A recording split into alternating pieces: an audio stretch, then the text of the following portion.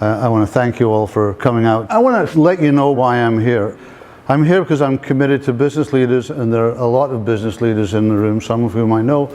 Why do I do this work? Well, I call myself a business visionary. It's a fluffy title, but I do have a gift of seeing solutions to problems very quickly. Probably my greatest achievement was building a company in 5 years from $27,000 credit card line, generating it sort of to 45 million then, so about $250 million revenues in today's value in 5 years. Taking it public and then selling all my shares a year later because they were screwing it up. When it spiraled down, I managed to take everybody out again and start a new company, which we grew from zero to about, in today's money, about 20 million in, what guys, 2 years, 2.5 years? I've had discussions about taking things in different directions, and people haven't. And damn it, the company goes out of business 18 months later because they weren't prepared to take on a new mindset. That's the sign of great leadership. So I'm committed to helping people see the problems and coming up with the solutions, which sometimes means they are part of the problem. I want each of you to go away realizing that this 4-step process that's called Stop, Think, Focus, Execute is really, really useful. So start by asking yourself, do you believe that you could achieve greater success than you're doing at the moment? If you answered yes, then you're in the right place. I believe you can chart a better course for yourself. So how did it start? About 25 years ago, I wrote a book on strategy and marketing. It was one of those ones that got us business, but it was really garbage. But in the middle of the book was Stop, Think, Focus, Execute. Kind of ignored it completely. I was so busy with technique and strategy and processes that I just went by. But Stop, Think, Focus, Execute is what I should have been writing about. And it's what I am doing now, because I realize I missed it, okay? I've been using it, but I've not been telling people. If I go back another decade from writing that book, I was in Scotland. I was married to the love of my life, Elizabeth. We met at university. Within a year we were married. Actually, within 6 months we were married. And she wasn't pregnant. Okay. Okay. In fact, it was 7 years before we had our first kid. Our son Kieran was born. My dreams had come true. Within 3 weeks of Kieran being born, my wife was diagnosed with leukemia and died 6 months later. I went into a complete state of turmoil. And it was in that moment that I created Stop, Think, Focus, Execute. This is actually where I went with my first wife when we found out she had leukemia. And we did Stop, Think, Focus, Execute. She said, what the hell am I going to do next? I did Stop, Think, Focus, and Execute, and made very untraditional decisions. So that was the first building block in the process that I've used to live my life. Don't let a crisis like that come. I mean, that was a personal crisis, but we all get ourselves into business crises and things like that. It is much easier to stop, think, focus, execute when things are going well than to wait till crisis. You make better decisions. I want to introduce a couple of friends that obviously I've talked about a lot with Stop, Think, Focus, Execute. And George is going to get up first and give us a little bit of great insight for people. When Phil told me about the program, Stop, Think, Focus, Execute, I kind of had this aha moment that I had done it 3 times in my life and not since. And I'm really realizing that I've got to make this part of my life, because the times when I have applied it, the 3 times, were the times I was probably most successful in my life. So when I did that, I didn't know that. And I only learned that that's what I did when Phil told me about the concept. So what did I do? I got the privilege of being CEO 3 times in my life. 1 for a large national association, trade association. 2, to be president of a CLEC, competitive local exchange carrier, that grew from 20 to 450 people. And 3 was taking over this, Brightling, with Susie. Each of those moments were a turnaround, but each of them were real challenges. The trade association had fractured. It was made up of 340 of the largest companies, and government departments in Canada that were telecom services. So I was a board member and led a very nasty political fight to basically take it over. And careful what you wish for, because one day I woke up and I'm the president. And half the members hate me. The second one, I was hired after working in the telecom industry as a CFO to take over a company. The third one was here. And so I was brought in to help get it going to where it should. So in all three, what happened was I literally went away, an hour away from here.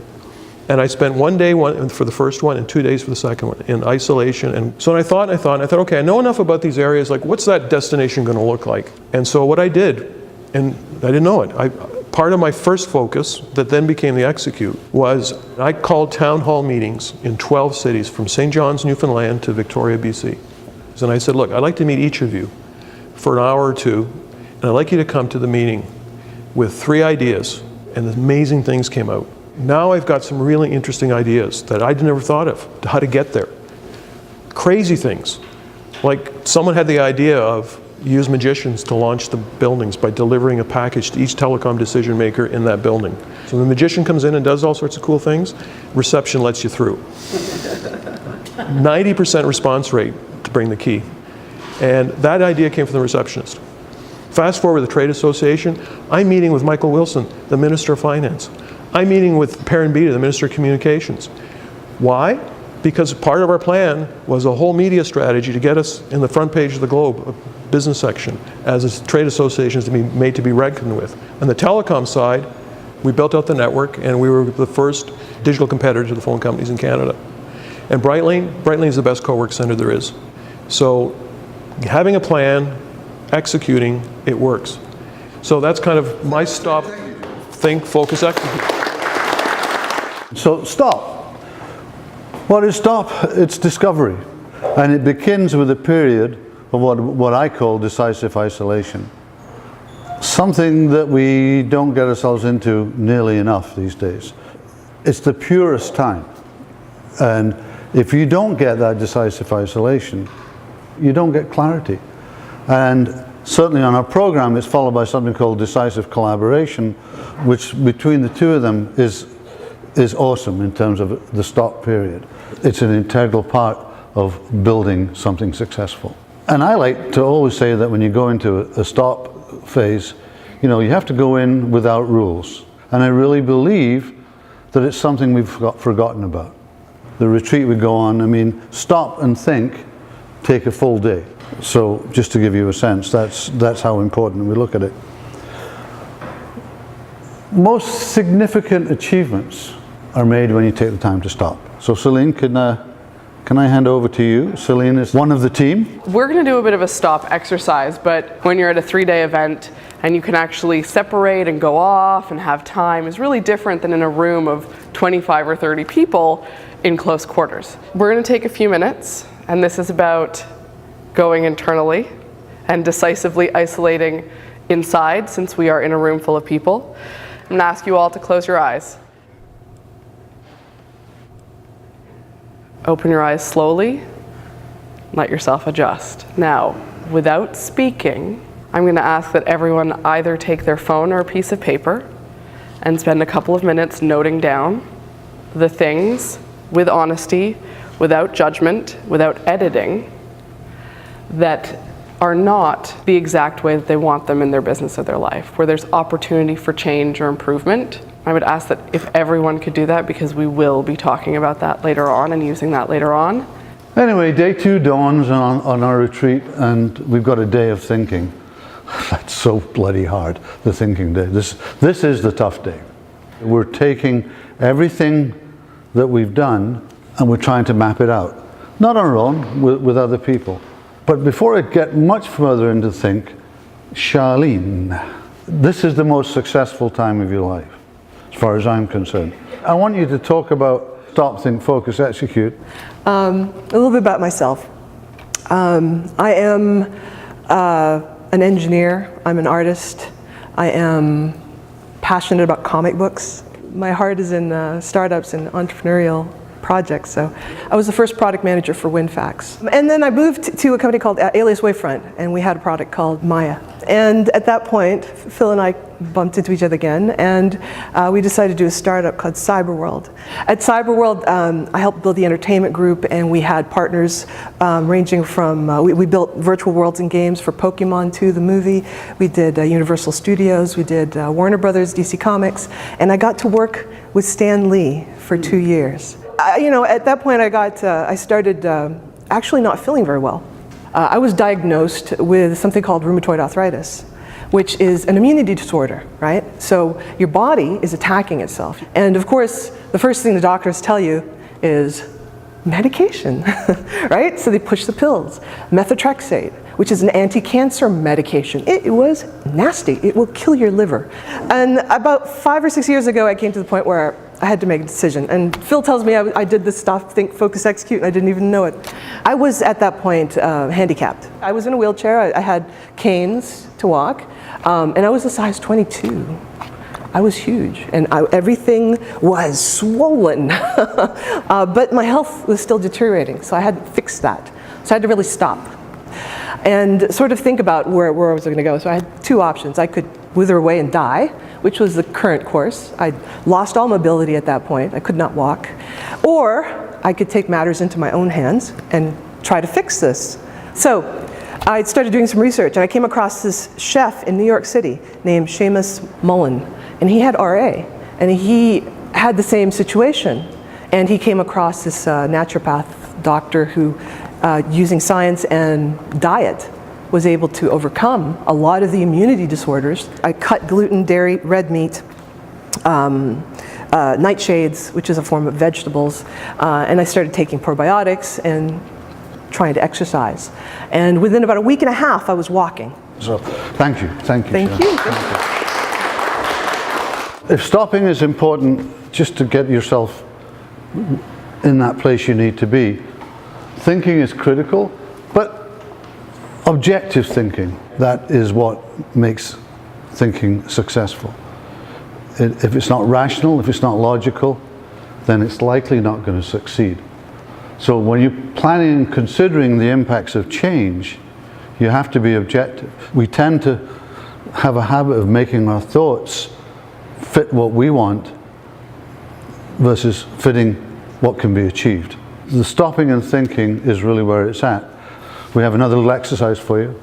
Because we are in a smaller group and we are doing this in quick and dirty fashion for thinking, I'm going to ask that everyone find a partner, ideally someone you don't know really well. Each person is going to spend 5 minutes sharing the list that they came up with. And the other person is going to have 1 minute not to agree with or disagree with, but it's about asking questions to open it up, because part of think is gathering information and figuring out what can be changed, what you're overlooking, what obstacles are. So the other person's job is to be that outside voice.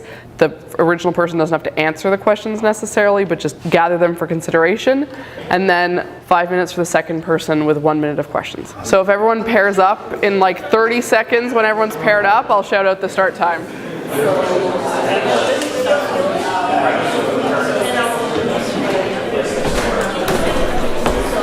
Day 2 of a retreat is about thinking, and it will help you come up with the resolution that's required to grow, to actually achieve things. And I'm not going to spend a lot of time on focus and execute. After 3 days of a retreat, there's 100 days of focus and execute that we do with you. We don't go away.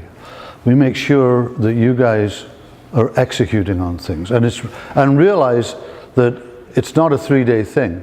To get to where you want to be, it's going to take you about 90 to 180 days. Julianne, can I get you up to talk about the program briefly? Good afternoon, everyone. My big story, which sort of landed me in this business, started when I was a young man. In my 18th year of life, just a couple days, literally 2 days before Christmas, on my way into town on a Sunday, a drunk driver hit me. And the collision was a violent one. I won't go into my long story. And it resulted in breaking my neck. And I worked really hard to rebuild my life. Later on in business, this experience became especially meaningful for me because I had started a small company of my own and I had done quite well. I had built it up. My problem is I had hit this glass ceiling. I couldn't go any further in my business until I could buy much, much, much larger, more sophisticated machinery to allow me to service a much higher, more profitable echelon of clients. So the advice I was given is nose down, hard work, a year, 2 years, 2.5 years, you'll have the money you need. You'll be able to go off and do what it is that you need to do. And I believed that. I bought into that construct, that belief system. And I worked really, really hard for about 2.5 months. And then I remembered, hold on. I'm the guy that got himself out of a wheelchair. So I'd reached this point where I said, I'm going to stop. I'm going to stop living inside of those agreements that society says I should make because things should work this way. And then I thought to myself, if anything were possible, what would I really do? What matters to me? Well, I just want to get ahead, and I know that I can, and I'm not going to be stopped by other people's reasons. So I focused on what would I need to do? Well, I would need to go off and I would need to find someone who had the bulk of work that I needed. And I could just immediately assume them. And I went off and I executed. Knocked on his door and I said, I've got this idea. I can do what you're doing better than you can do it. I want you to sell your business, let go of your staff, give me your company. I can't buy it from you, but I'll write you a check every month for 30% of profits. To which he said, Julian, you're a really nice guy and you're crazy. Go home. I don't know what you were thinking. And I did. And for 2.5 weeks, I thought that maybe I was crazy. And I remember 7:04 that night, I got a call from Tim Stevens 2.5 weeks later. He said, Julian, we should talk. Inside of 2.5, 3 months, I think maybe 3 months, I had grown my company 6,000%. I duplicated that another 14 times and bought another 13 smaller companies and rolled them up into what I was doing. Became the largest of my kind in Canada, sold to my billion-dollar competitor, and went off to do other things that were more aligned with my passion. Nothing that was aligned with the permission or the rule book that the world had given me.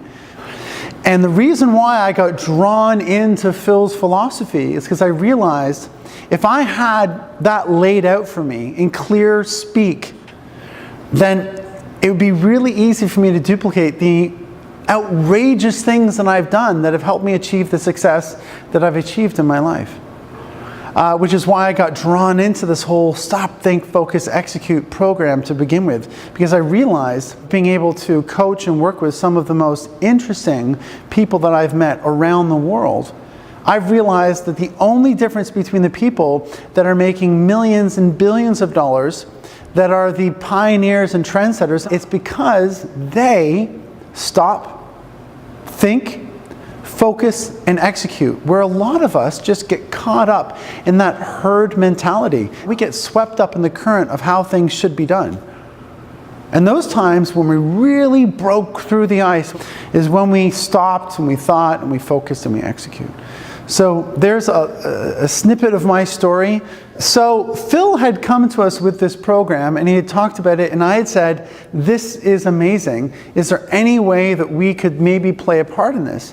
And what we've done is we've designed with Phil a 6-month program that takes the people that come through the intensive weekend and puts them through a handheld one-on-one. We're going to help you get where you need to be. And we really split it up into 2 90-day segments. The first 90 days is all around focus. It's all around focus. It's about doing assessments, about determining your alignment, about figuring out exactly what it is that you need to be in order to be where you need to be. The last 90 days of that 6-month program is all around execute. And I got to tell you, when we execute, right? When we cook, we cook. So people that are part of this program are often not necessarily prepared for the intensity and perseverance and fortitude at which we move. But if you're at that point where you're like, yeah, I know what I want to achieve, and I'm tired of other people achieving it, when I really have everything that they have, we're ready to work with you. That's pretty much everything I think I should say. I could say a lot more, but thank you very much for hearing my story. Thank you. Just to sum up, and I want to challenge you based on some of the things the exercises that you've been doing today. you challenge yourself to go bigger and challenge some of the people around you. Stay in contact. I think you'll have a lot of fun. I'd like to thank you all for coming out. It's been a delight to have you. And throughout the rule book, it's all possible. And most importantly, stop, think, focus, execute. Thanks very much, guys.